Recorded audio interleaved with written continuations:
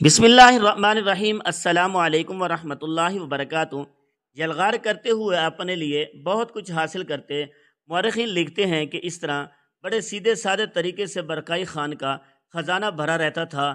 وہ روسیوں سے خراج وصول کرتا اور مغرب کی قوموں سے لوٹ مار سے دولت وصول کر لیتا۔ مورخین یہ بھی لکھتے ہیں کہ برکائی خان نے جو جنگی حکمت عملی بنائی تھی وہ یقیناً چنگیز خان کی اس تجویز کے بالکل برعکس تھی کہ منگولوں کا فرض ہے کہ متمدن دنیا کے لشکریوں کا قلعہ کما کر کے ساری متمدن دنیا کو خانہ بدوش کا غلام بنا لیا جائے۔ اس طرح مغرب کی طرف یلغار کرتے ہوئے برکئی خان اپنے لیے بہت کچھ حاصل کر لیا تھا۔ کیونکہ وہ اسلام قبول کر چکا تھا، لہذا اپنے پاس وہ ترک مسلمانوں کو جمع کرنے لگا۔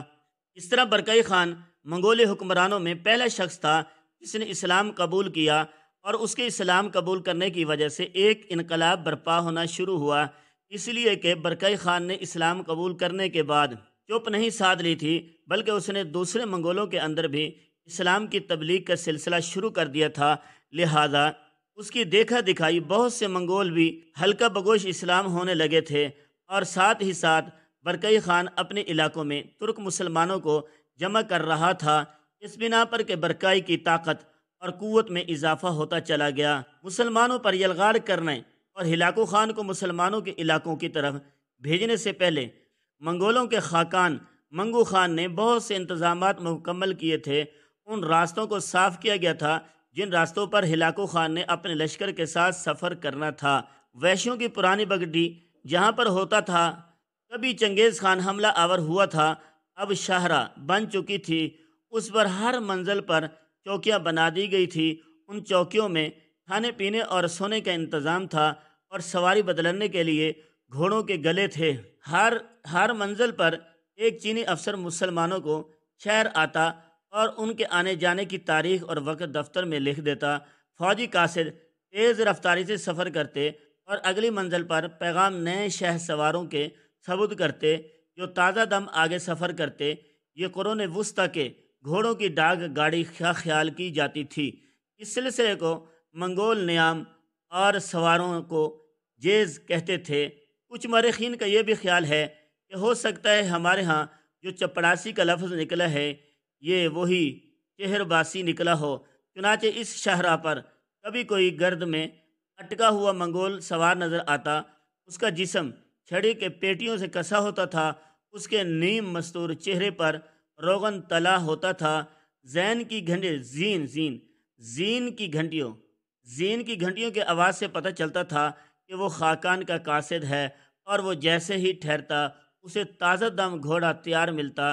پھر منگول پیغام ایک ہاتھ سے دوسرے ہاتھ تک آگے پیپر بڑھتا چلا جاتا تھا۔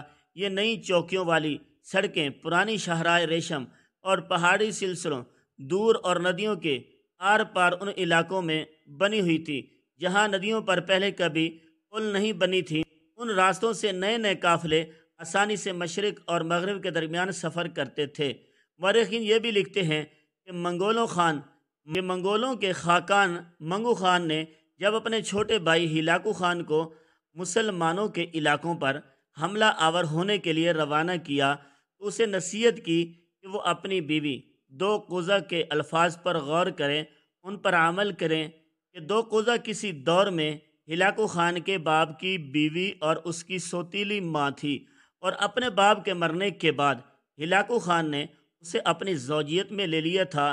دو قزح سے متعلق نصیحت کرنے کے بارے میں مورخین لکھتے ہیں کہ اس سے بہرحال یہ ماننا پڑے گا کہ منگو خان کی تجویز یہ تھی کہ اس مہم میں عیسائی اثر غالب رہیں۔ ہلاکو کی محبوب بیوی دو قزح خاتون نستوری عیسائی تھی۔ اس کے علاوہ ہلاکو کی ماں سپوری کلنی کا بھی تعلق نستوری عیسائیوں سے تھا، اور ہلاکو خان کے بعد اس کے لشکریوں کا جو سپہ سالار تھا جس کا نام پت ہوتا تھا وہ بھی عیسائی تھا۔ مورخین یہ بھی لکھتے ہیں کہ منگو خان کا یہ ارادہ نہ تھا کہ مذہبی لڑائی لڑیں، اور اپنی یلغار میں عیسائیوں کے کسب سے مدد لینا چاہتا تھا تاکہ اسلام کے باقی مانند عسکری طاقت کو کچل سکے۔ بہرحال منگو خان کی ہدایت کے مطابق ہلاکو خان اپنا تسلط جمانے کے لیے ایک بہت بڑا اور جرار لشکر لے کر روانہ ہوا۔ اس کے ساتھ چینی انجینئروں کا ایک دستہ تھا۔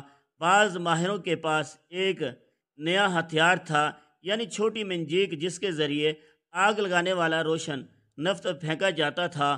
اس کے ساتھ جغرافیہ کے ماہرین تھے جو نئے مفتوحہ علاقوں کے نقشے بنا سکتے تھے، محصول جمع کرنے والے، سڑکیں بنانے والے اور مغرب میں چوکیاں قائم کرنے والے تھے۔ چنانچہ ہلاکو نے اپنے بھائی منگو خان کے مشورے پر عمل کیا۔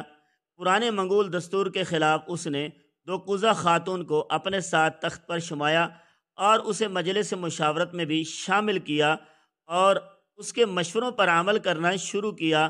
اس کے علاوہ اس نے اپنی بیوی وقوزہ کے لیے عبادت کرنے کے لیے لکڑی کا ایک کلیسا بھی بنا کر اس کے ساتھ رکھا تھا۔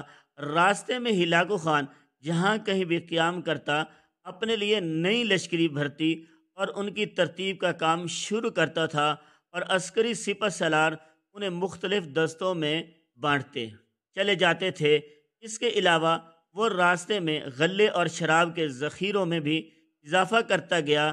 راہب ولیم جو اس وقت ان علاقوں میں موجود تھا، اس کا کہنا ہے کہ ہلاکو خان جب اپنے جرار لشکر کے ساتھ کوہستان فقکار کے اس علاقے سے گزرنے لگا جہاں پہاڑی لوگ کوہستانی سلسلوں کے اندر اپنے جانوروں کے ریوڑ کو چراتے تھے، وہاں ان کی ان گنت عیسائی گرستانی اس کے لشکر میں شامل ہوئے۔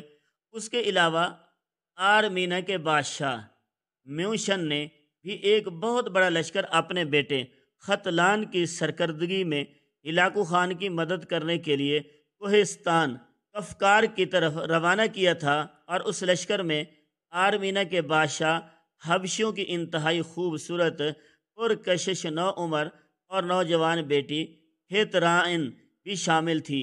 یہاں اس کی شمولیت کا مقصد یہ رکھا گیا تھا وہ اپنے لشکریوں کا حوصلہ بڑھائے اور اس کے لشکر کے اندر موجودگی کی وجہ سے اس کے لشکری مسلمانوں کے خلاف زیادہ دل جمی اور خون ریزی کا مظاہرہ کریں۔ میوشین کی یہ بیٹی جس کا نام ہیترائن تھا، جنگ و جدال کا تجربہ رکھتی تھی، تلوار کی بہترین دھنی اور ماہر تھی، مردانہ لباس پہنتی تھی، سرخ چمڑے کا تنگ پجامہ اور اس سے ملتا جلتا اوپر کا لباس زیب تن کرتی تھی، دراز قد تھی، خود پسند اور انا پرست لڑکی تھی، اپنا دفاع کرنے کے ساتھ ساتھ جارحیت اختیار کرنے کا طریقہ خوب جانتی تھی۔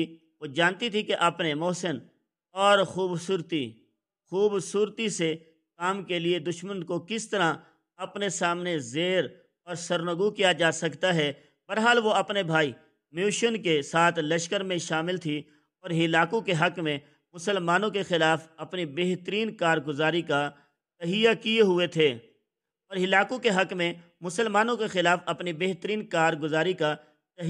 ہوئے تھے۔